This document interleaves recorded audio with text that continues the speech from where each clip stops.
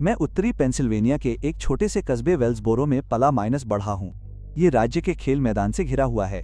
मैं अब वहाँ नहीं रहता, लेकिन शिकार का मौसम वहाँ बहुत मायने रखता था। राइफल सीजन के पहले दिन स्कूल भी बंद हो जाते थे, क्योंकि आधे शहर के लोग जंगलों में होते थे। जब मैं 12 साल का था तब मेरे पिताजी ने मुझे शिकार करना सिखाया, और जब मैं 23 साल का हुआ तो मैं अक्सर अकेले ही बाहर जाने लगा। यह नवंबर 2021 में तीरंदाजी के आखिरी सीजन के दौरान हुआ था। मुझे याद है कि उस समय जमीन पर हल्की बर्फ जमी हुई थी, जिससे किसी की गतिविधियों पर नजर रखना आसान हो गया था। मुझे अपने पिताजी के एक जानने वाले व्यक्ति की निजी जमीन के एक बड़े हिस्से पर शिकार करने की इजाजत थी। वो जमीन करीब 70 एकड़ के घने जंगल में फैली हुई थी, जिसमें एक छोटा माइनस सा मैदान था और उसके बीच से लकड़ी काटने का एक पुराना रास्ता गुजरता था। जंगल में पीछे की ओर एक खाली पड़ा शिकार का केबिन भी था, जिसका अब कोई इस्तेमाल नहीं करता था क्योंकि उसकी छत ढहने लगी थी। मैं वहां शायद 4-5 बार गया था और मैंने किसी और को नहीं देखा था। उस सुबह मैं करीब 5:15 बजे वहां पहुंचा। तब तक पूरी तरह से अंधेरा था। मैंने अपना ट्रक हमेशा की तरह एक जंग लगे गेट के पास पार्क किया और हेडलैम्प जला के अंदर चला गया। जंगल एकदम शांत था। मुझे याद है कि मुझे ऐसा अजीब सा एहसास हुआ जैसे कोई मुझे स्टैंड पर पहुंचने से पहले ही देख रहा हो, लेकिन मैंने हमेशा की तरह अंधेरे में अकेले होने को इसका दोष दिया। मैं करीब 20 फीट ऊपर अपने ट्री स्टैंड पर चढ़ गया और दिन निकलने का इंतजार करने लगा। सूर्योदय के करीब 1 घंटे बाद मैंने कुछ ऐसा देखा जिसने मुझे तुरंत परेशान कर दिया। करीब 60 गज की दूरी पर मैंने एक और पेड़ देखा जो पहले वहां नहीं था। मैं उस जगह को अच्छी तरह से जानता था और मुझे यकीन था कि वो पिछले वीकेंड वहां नहीं था। वो उन सस्ते सीढ़ीदार स्टैंडों में से एक था और वो पुराना और जर्जर दिख रहा था, जैसे वो सालों से कहीं रखा हुआ हो, लेकिन मैंने उसे पहले ही देख लिया होता। मुझे सबसे ज्यादा परेशान करने वाली बात यह थी कि बर्फ में उस तक जाने वाले किसी भी पैर के निशान नहीं थे, सिवाय जंगल के अंदर से सीधे स्टैंड के बेस तक जाने वाले एक ही निशान के। मैं कुछ देर तक उसे देखता रहा, ये सोचकर कि शायद किसी और को वहां शिकार करने की अनुमति है और उसने कभी इसका जिक्र नहीं किया। सुबह करीब 8 बजे मैंने उस स्टैंड के पास हलचल देखी। पहले तो मुझे लगा कि ये हिरण है, लेकिन जब मैंने देखा कि एक पेड़ के पीछे खड़ा एक व्यक्ति था तो मैं पूरी तरह से गलत था। उसने छलावरण नहीं पहना था। उसने एक गंदे भूरे रंग की हुडी और गहरे रंग की पैंट पहनी हुई थी। वो स्थिर था और मेरी दिशा में देख रहा था। मुझे नहीं पता था कि उसने मुझे देखा था या नहीं, लेकिन फिर उसने धीरे से अपना हाथ उठाया और हाथ हिलाया। मैं ये नहीं कहूंगा कि वो एक दोस्ताना मुस्कान के साथ हाथ हिला रहा था, बल्कि ऐसा था जैसे वो मुझे बता रहा हो कि उसने मुझे देख लिया है। मैंने भी एक छोटा सा हाथ हिलाया, ये सोचकर कि शायद वो एक और शिकारी है जिसके पास उचित गियर नहीं है।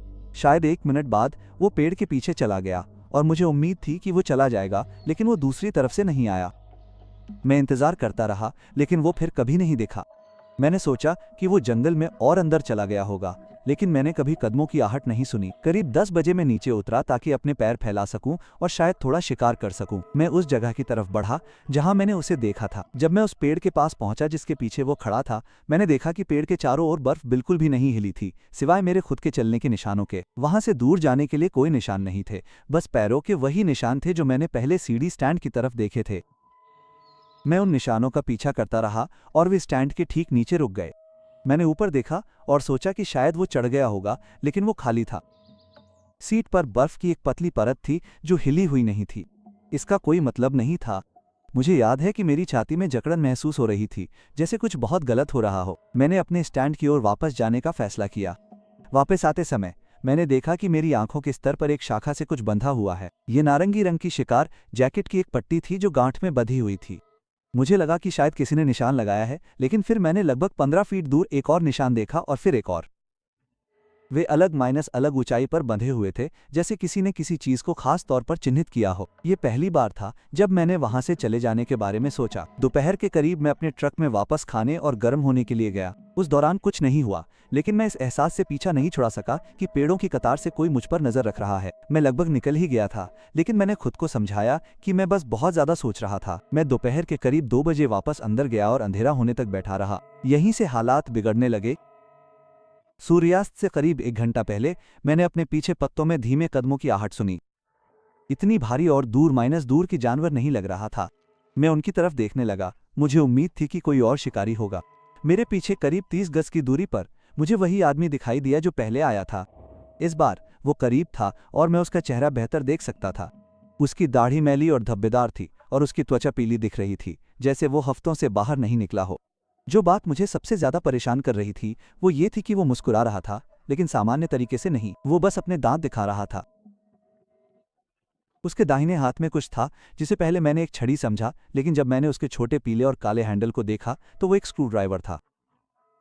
उसने कुछ नहीं कहा, वो बस मुझे आधी मुस्कान के साथ घूरता रहा। मैंने पूछा कि क्या उसे प्रॉपर्टी पर आने की इजाजत है, लेकिन उसने कोई जवाब नहीं दिया। करीब 10 सेकंड तक उसे घूरने के बाद वो धीरे से मुड़ा और पेड़ों की तरफ चला गया। मुझे उसी वक्त निकल जाना चाहिए था, लेकिन मैंने एक बेवकूफ़ी भरा फैसला किया कि मैं तब तक वहीं रुकूंगा जब तक रोशनी खत्म नहीं हो जाती। सूर्यास्त के तुरंत बाद मैं नीचे उतरा और तेजी से वापस चलने लगा। उस पल मुझे याद है कि मुझे तब तक न जाने का पछतावा हुआ जब तक आसमान में थोड़ी रोशनी थी। अपनी गाड़ी के आधे रास्ते में मैंने फिर से नारंगी कपड़े की पट्टियां देखीं, लेकिन इस बार वो सिर्फ शाखाओं पर नहीं थी। कुछ जमीन में धसी हुई छोटी लकड़ियों से बंधी हुई थीं। लेकिन जिस चीज ने मुझे सबसे ज्यादा डरा दिया वो थी एक लकड़ी से कुछ लटका हुआ था। वो एक मरी हुई गिलहरी थी। कलयुग कोई युग नहीं बल्कि एक राक्षस है। जानकर अजीब लगा ना? मुझे भी लगा था जब मैंने ये मूवी देखी। जी या वो थी एक लकड़ी से कुछ लटका हुआ था। वो एक मरी हुई गिलहरी थी। उसके पिछले पैरों में एक तार लटका हुआ था। मैं शिकारी हो सकता हूँ, लेकिन मैं जानवरों को बेवजह परेशान करना बर्दाश्त नहीं करता। गिलहरी और लकड़ियों के नीचे बर्फ में किसी ने बूट से एक गोल घेरा बना रखा था। ये दूसरी बार था जब मैंने गंभीरता से भागने के बारे में सोचा। जैसे मैं चलता गया, मुझे और भी बहुत सारे जानवर दिखाई देने लगे। सिर्फ गिलहरियां ही नहीं, एक खरगोश, एक कौवा, सभी एक ही तरह से लटके हुए थे, जैसे कोई निशान या शायद कोई खतरा। मैं तेजी से चलने लगा। मेरे ट्रक से करीब 100 गज की दूरी पर मैंने एक पेड़ से कुछ लटका हुआ देखा, जिससे मैं एकदम रुक गया। ये मेरा बैग था जिसे मैं उस दिन सुबह पेड़ पर छोड़ आया था। मैं उसे वापस नहीं लाया। उसकी जिप खुली हुई थी और मेरा सामान बर्फ में बिखरा हुआ था, जिसमें मेरा चाकू, मेरी टॉर्च और मेरे अतिरिक्त तीर भी थे। वे सभी बड़े करीने से रखे हुए थे, जैसे किसी ने उनका जायजा लिया हो। उस पल मुझे एहसास हुआ कि कोई मेरे स्टैंड के इतने करीब था कि मुझे पता चले बिना ही चढ़ गया। मैंने अपना सामान तेजी से उठाया और बाकी का रास्ता दौड़ता हुआ तय किया। जब मैं उस जगह पहुंचा जहां मेरा ट्रक था, तो मेरा एक और अप्रत्याशित सामना हुआ। ऐसा लग रहा था कि वो रुक ही नहीं रहा था। मेरे ड्राइवर की तरफ का दरवाजा खुला था। मुझे पता है कि मैंने उसे बंद कर दिया था, क्योंकि मैं हमेशा ऐसा ही करता हूँ। अंदर कुछ भी चोरी नहीं हुआ था, लेकिन मेरे रजिस्ट्रेशन पेपर ग्लव बॉक्स की जगह पैसेंजर सीट पर रखे हुए थे। मैं अंदर गया और दरवाजा बंद कर लिया, और जैसे ही मैंने ट्रक स्टार्ट किया, मैंने शीशे में पेड़ों की तरफ देखा। वहां वो खड़ा था, जंगल के अंदर, शायद 40 गज की दूरी पर, हुडी वाला आदमी। जहां तक मैं बता सकता था, वो अभी भी मुस्कुरा रहा था। इस बार उसने फिर से अपना हाथ उठाया, लेकिन लहराने की बजाय उसने मेरी तरफ इशारा किया। फिर उसने धीरे से अपनी उंगली अपने गले पर घुमाई। मैं इतनी तेजी से निकला कि पूरे रास्ते बजरी में घूमता हुआ मुख्य सड़क पर आ गया। मैंने संपत्ति के मालिक को बताया कि क्या हुआ, और उसने कहा कि किसी और को वहां जाने की अनुमति नहीं थी। उसने खेल आयोग से संपर्क किया। लगभग 2 हफ्ते बाद उसने मेरे पिताजी को फोन किया और कहा कि अधिकारियों को संपत्ति के अंदर